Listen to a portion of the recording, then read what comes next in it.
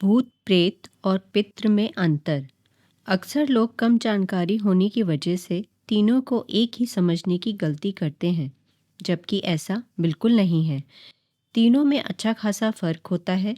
तो आइए जानते हैं कि किस तरह से। ये जानकारी हमें वेद व्यास द्वारा लिखित गरुड़ पुराण से मिलती है। हमारा प्रेजेंट शरीर, जिसे हम स्थूल शरीर या ग्रॉस बॉडी भी कहते हैं, मृत्यु के समय जब हमारी आत्मा शरीर का त्याग करती है तो आत्मा के साथ मन, बुद्धि और अहंकार भी जाता है, जिसे हम सूक्ष्म शरीर या सटल बॉडी भी कहते हैं। पर इस सूक्ष्म शरीर से जीव कुछ खा पी नहीं सकता। जीव की इस अवस्था को प्रेत कहते हैं।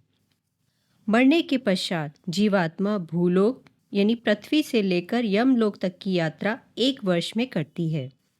और इस पूरे वर्ष में हर महीने पिंडदान देने का विधान होता है। पिंडदान की इस क्रिया से जीव को एक अस्थायी शरीर या टेम्पररी बॉडी मिलती है, जो हमारी इस प्रेजेंट बॉडी से मिलती जुलती है।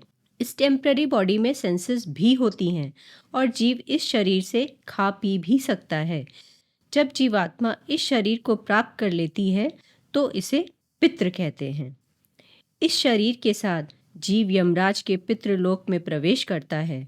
अब जिस जीव को पिंडदान प्राप्त नहीं होता और साथ ही साथ उसके पास पुण्य कर्म का संचय भी नहीं होता, तो वो इस अस्थायी शरीर को प्राप्त नहीं कर पाता। ऐसा जीव पितृलोक नहीं जा पाता।